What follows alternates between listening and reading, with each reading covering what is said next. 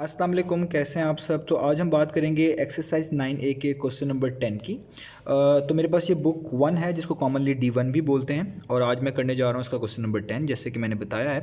तो question number 10 के दो पार्ट्स हैं, पार्ट नंबर ए और पार्ट नंबर बी। सबसे पहले पार्ट नंबर ए हम सॉल्व करेंगे। इसमें लिखा हुआ है find the value of M. आपने एम की वैल्यू फाइंड आउट करके दिखानी है if this ratio is equal to this ratio. Basically two ratios हैं, एक यहाँ पे लेफ्ट हैंड साइड पे आपको नज़र आ रही है और एक इक्वलिटी के साइन के यानी राइट हैंड साइड पे नज़र आ रही है। तो इस इक्वलिटी के लेफ्ट पे और राइट पे दोनों तरफ रेशियो है, तो बेसिकली ये एक बन जाएगा प्रोपोर्शन, क्योंकि ये रिलेशन बिटवीन टू रेशियोज़ हैं और इसको बोलते हैं बेसिकली प्रोपोर्शन। ठीक है, तो हमारे पास एक प्रोपोर्शन गिवन है, या आप इसको इस तरह भी कह लें इक्वेशन गिवन है जिसके दोनों साइड्स पे आपको रेशियोज़ नज़र आ रही हैं, और उसमें हमने जो ये एम इंडिकेट किया गया है जस्ट इसकी वैल्यू फाइंड आउट करके दिखानी है। हमने इन रेशियोज़ को सॉल्व करना है और उस एम की वैल्यू ईजिली निकाल कर उनको बता देनी है। पार्ट नंबर बी भी ऐसा ही है, वहाँ भी इक्वेशन ही एक तरह की गिवन है और दोनों साइड्स पे आपको रेशियो नज़र आ रही है, बस वो पार्ट नंबर ए के लिहाज से थोड़ा डिफरेंट है क्योंकि उसमें थोड़ी सी लेंथी रेशियोज़ हैं। वहाँ पे भी हमने इन रेशियोज़ को सॉल्व करना है और जो एक्स और वाई यहाँ पे इंडिकेट किया गया है उनकी वैल्यूज़ फाइंड आउट करके दिखानी है। तो सबसे पहले आइए स्टार्ट करते हैं पार्ट नंबर ए को, फिर हम करेंगे इंशाल्लाह पार्ट नंबर बी। तो पार्ट नंबर ए है क्वेश्चन नंबर 10 का, तो मैं यहाँ पे लिख लेता हूँ। वो लिखा हुआ है 2 होल नंबर 1/4, रेशियो का साइन है 6 और ये इक्वल है m रेशियो 1 होल नंबर 1/5। ठीक है, अब देखें जब भी आपके पास फ्रैक्शंस आएंगी, रेशियोज़ में आएँ ख़ास तौर पे या वैसे भी आएँ, तो इनको एक सॉल्व करने का मेथड होता है। वो ये होता है कि आप इनका जो डिनोमिनेटर है, जो भी आपको यहाँ पे मिल रहे हैं इक्वेशन के इस साइड पे और इस साइड पे, इनका एलसीएम ले लें और इनके एलसीएम से इन दोनों को मल्टीप्लाई करवा दें, दोनों साइड्स को उस नंबर से मल्टीप्लाई करवा दें। उससे ही ज़रा ईजी हो जाएंगी और आपको सॉल्व करना आसान रहेगा। लेकिन अभी हम जो करेंगे वो हम पहले इसको, ये जो मिक्स फॉर्म लिखी हुई है इसको मिक्स फॉर्म बोलते हैं। यहाँ पे 2 होल नंबर है, 1/4 लिखा हुआ है, यहाँ पे 1 होल नंबर 1/5 है। इनको पहले कॉमन फ्रैक्शन में चेंज करेंगे, उसके बाद देखेंगे कि हमने कौन सा मेथड हमारे लिए ज़्यादा ईजी रहेगा, हम वही वाला यूज़ कर लेंगे और इसमें एम की वैल्यू ईजिली निकाल लेंगे। तो सबसे पहला काम इनको थोड़ा सिंप्लीफाई करते हैं। तो इसको सिंप्लीफाई करते हैं, लिखा हुआ है 4 2 टाइम्स 8 हो जाएगा और 8 में ये न्यूमरेटर ऐड कर देते हैं, तो 8 + 1 9 हो जाएगा। तो यहाँ पे बन जाएगा 9/4 रेशियो 6। इसी तरीके से यहाँ पे एम भी रहने दें, ये हो जाएगा 5 1 टाइम्स 5 और 5 में +1 करना पड़ेगा, तो ये हो जाएगा 6 और नीचे आ जाएगा 5। ये आप लोग जानते हैं, इन दोनों नंबर्स को मल्टीप्लाई करते हैं, जो आंसर आता है उसमें ये ऊपर वाला नंबर प्लस कर देते हैं। तो इस तरीके से मैंने यहाँ पे 6/5 लिखा है और सेम प्रोसीजर को फॉलो करते हुए यहाँ पे 9/4 लिखा है। अब यहाँ पे आपके पास वही चॉइस है जो मैंने अभी आपको बोली है कि आप यहाँ पे अगर चाहें तो 4 और 5 का एलसीएम लें और जो नंबर आपको मिले उस नंबर से दोनों साइड्स पे हर जो बेसिकली आपको इस टर्म है उसको मल्टीप्लाई करवा दें, तो भी ईजिली सॉल्व हो जाएगा। अगर इसको थोड़ा डिफरेंट करने की कोशिश करें, और मैं कह रहा हूँ कि वो शायद इससे ज़्यादा आसान हो जाए, वो करने की कोशिश करें कि वो है हम इसकी फ्रैक्शंस बनाएं और उससे भी हम इसको सॉल्व कर सकते हैं। तो मैं इसकी फ्रैक्शंस ही बनाने जा रहा हूँ। ठीक है, मैंने दोनों बता दिए, आप कोई सा भी यूज़ कर सकते हैं इसको सॉल्व करने के लिए। तो ये बेसिकली लिखा होता है 9/4 डिवाइडेड बाई 6, इसका यही मतलब होता है। तो मैं इसको इस तरह लिख लूँ, अगर 9/4 डिवाइडेड बाय 6, तो कोई फ़र्क नहीं पड़ेगा। और ये भी रेशियो है, रेशियो का मतलब यही होता है m डिवाइडेड बाय दिस, यानी ये है m डिवाइडेड बाय दिस। ठीक है, ये जस्ट इजी करने के लिए मैंने इसको ऐसे कर लिया है। अब 6 के नीचे आप खुद से 1 लिख दें, m के नीचे भी खुद से 1 लिख दें ताकि आप लोग कंफ्यूज ना हो, आपके लिए इजी रहे। तो 9/4 वैसे ही रहेगा, आप डिवाइड को मल्टीप्लाई में चेंज करेंगे तो आपको पता है जो उसकी नेक्स्ट फ्रैक्शन होती है उसको रेसिप्रोकल करना पड़ता है। तो ये 1 हो जाएगा ऊपर और 6 आ जाएगा नीचे। सेम काम यहाँ पे भी करना पड़ेगा, डिवाइड को मल्टीप्लाई में चेंज करेंगे तो इसकी आपको रेसिप्रोकल करना पड़ेगा इस फ्रैक्शन को।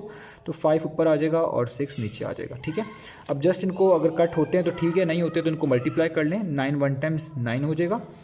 ठीक है, यहाँ पे ऐसे कटिंग हो सकती थी लेकिन मैंने नहीं की है, कोई बात नहीं, इसको एंड पे कर लेंगे। 4 6 टाइम्स हो जाएगा 24 और यहाँ पे आपके पास आ जाएगा m 5 टाइम्स आ जाएगा 5m और 6 1 टाइम्स आ जाएगा 6। याद रहे हमने इस m की वैल्यू फाइंड आउट करनी है। ठीक है, अब यहाँ तक हमारे पास जो है आ चुका है, इसको आप थोड़ा सा और रिड्यूस कर लेते हैं। अभी 3 टाइम्स 9 होता है, ठीक है, और 3 8 टाइम्स कितना होता है 24, यानी यहाँ पे आ जाएगा 3, इधर आ जाएगा 8 और यहाँ पे 5m और यहाँ पे आ जाएगा 6।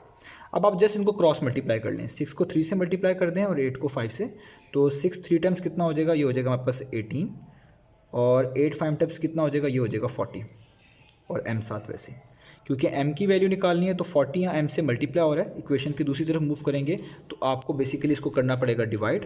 तो आप इसको लिखेंगे 18 और ये जो 40 यहाँ पे मल्टीप्लाई हो रहा है यहाँ के क्या हो जाएगा डिवाइड और यहाँ पे आ जाएगा आपके पास m। ठीक है, तो इसको आप कट कर सकते हैं। तो 2 9 टाइम्स बेसिकली 18 होता है और 2 20 टाइम्स क्या होता है आपके पास 40। तो m की वैल्यू आपके पास आ गई बेसिकली 9/20 और यही हमने फाइंड आउट करके दिखानी थी। ठीक है, तो आपके पास m की वैल्यू आ चुकी है 9/20। तो ये था इसका पार्ट नंबर ए, हमने m की वैल्यू फाइंड आउट कर ली है, वो था 9/20। तो अब पार्ट नंबर बी की बात कर लेते हैं यहाँ पे। तो पार्ट नंबर बी हमारे पास लिखा हुआ है, वो भी इस तरह का क्वेश्चन है, x/3/9/2। यहाँ पे रेशियोज़ हैं, इनका बेसिकली रिलेशन बन रहा है इसके साथ 15/4 होल नंबर 1/2 और रेशियो y। ठीक है, ये हमारे पास इसका पार्ट नंबर बी है और हमने इस x की और इस y की वैल्यू फाइंड आउट करके दिखानी है। ठीक है, अब यहाँ पे भी हम वही प्रोसीजर फॉलो करेंगे, देन इसको पहले सिंप्लीफाई करेंगे और फिर देखेंगे कि हमारे पास ये x और y की वैल्यूज़ किस तरह आएंगी, हमने ये फाइंड आउट करनी है। याद रहे इनके दरमियान में इक्वलिटी है, यानी ये दो बेसिकली जो रेशियोज़ हैं, जो मिक्सचर ऑफ रेशियोज़ हैं बेसिकली ये इक्वल के साइन के साथ हैं, यानी इनके दरमियान में रिलेशन ये है कि ये दोनों इक्वल बनेंगी। ठीक है, जब आप x और y की वैल्यूज़ पुट कर देंगे। अब किस तरह फाइंड आउट करनी है, सबसे पहले हम इनको रिड्यूस करेंगे, इसको सिंप्लीफाई करेंगे। तो सबसे पहले सिंप्लीफिकेशन ये बनती है कि जो यहाँ पे मिक्स फॉर्म आपको नज़र आ रही है एक, इसको आप सॉर्ट आउट कर लें।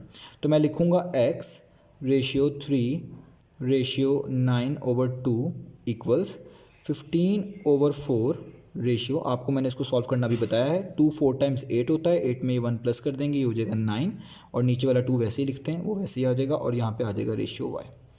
अब जहाँ पे कुछ भी नहीं लिखा हुआ है इसमें आसानी के लिए मैं यहाँ पे 1 लिख लेता हूँ, यहाँ पे भी 1 लिख लेता हूँ। ठीक है, अब यहाँ पे देखिए रेशियोज़ हैं और आपको फ्रैक्शन नज़र आ रही है। 9/2 एक फ्रैक्शन है, 15/4 भी एक फ्रैक्शन है, 9/2 भी एक फ्रैक्शन है। इनको भी अगर आप 1 कंसिडर कर लें तो ये भी एक फ्रैक्शन कही जा सकती हैं। अब आपने क्या करना है कि जब भी आपके पास रेशियोज़ में फ्रैक्शन आए, तो मैंने आपको अभी बताया था पार्ट नंबर ए में, वहाँ पे भी हम ये यूज़ कर सकते थे, लेकिन यहाँ पे यूज़ कर लेना ज़्यादा बेहतर होगा और वो ज़्यादा फीजिबल भी रहेगा। मैंने आपको बताया था जब भी फ्रैक्शंस आएँ तो इनका जो डिनोमिनेटर आपके पास मौजूद हो, आप इनका एलसीएम फाइंड आउट कर लें और जो आपको एलसीएम में आंसर मिले वो इन सब टर्म्स के साथ मल्टीप्लाई करवा दें। इससे आपकी रेशियो थोड़ी सिंप्लीफाई भी हो जाएगी और उसको थोड़ा सॉल्व करना आसान हो जाएगा। तो यहाँ पे 1 1 और 1 को तो आप लीव कर दें क्योंकि इनका कोई फ़ायदा नहीं होगा। 2 4 और 2 इनका एलसीएम हम फाइंड आउट करते हैं। तो यहीं पे मैं फाइंड आउट करूँगा 2 4 और 2 को। 1 1 को लिखने की ज़रूरत नहीं है, वो आपको एज इट इज़ उतारना पड़ेगा, उससे कोई फ़ायदा निकलेगा नहीं। तो इनका एलसीएम फाइंड आउट कर लेते हैं। आप पता है 2 1 टाइम्स 2 होता है, 2 2 टाइम्स 4 होता है, 2 1 टाइम्स 2 होता है और यहाँ पे 2 1 टाइम्स 2 होगा और ये वाला 1 भी वैसे उतार लेंगे और ये वाला 1 भी वैसे उतार लेंगे। तो 2 2 टाइम्स कितना आ गया 4, यानी इनका एलसीएम बेसिकली आता है 4। ये वैसे भी ऑब्वियस था, लेकिन मैंने यहाँ पे एक सारे स्टेप्स कर लेता हूँ ताकि आसानी रहे और किसी को कोई कन्फ्यूजन ना आए। तो हमारे पास एलसीएम आया है 4। अब हमने इस 4 से इन सब को मल्टीप्लाई करवा देना है और इक्वेशन है तो दोनों साइड्स पे एक जैसा ही हम नंबर मल्टीप्लाई करवा भी सकते हैं। तो ये 4 है, तो 4 को पहले x से मल्टीप्लाई करवाऊँगा तो मेरे पास आएगा 4x रेशियो। 4 को 3 से मल्टीप्लाई कराऊंगा तो मेरे पास आएगा 12, 4 3 टाइम्स 12 होता है। और 4 को 9/2 से मल्टीप्लाई कराऊंगा तो मैं अभी यहाँ पे लिख लेता हूँ, वैसे तो मुझे पता है इसका क्या आएगा, लेकिन डिटेल में करने के लिए इस तरह लिख लेता हूँ कि 4 को 9/2 से मल्टीप्लाई करवा दिया। इसी तरीके से 15/4 को भी किससे मल्टीप्लाई करवा दूंगा, 4 से। ये देख सकते हैं आप, 4 से मल्टीप्लाई करवा दिया है रेशियो। इस 9/2 को भी किससे मल्टीप्लाई करवा दूंगा, 4 से। और इस एंड पे जो y लिखा हुआ है इसको भी मल्टीप्लाई करवाना पड़ेगा 4 से। तो मैंने दोनों साइड्स पे बेसिकली 4 से ही मल्टीप्लाई करवा दिया। अब हम क्या करेंगे, अब इसको मज़ीद सॉल्व करते हैं। ये हो जाएगा 4x रेशियो 12, 2 1 टाइम्स 2 2 टाइम्स 4 होता है और 2 9 टाइम्स हो जाएगा 18।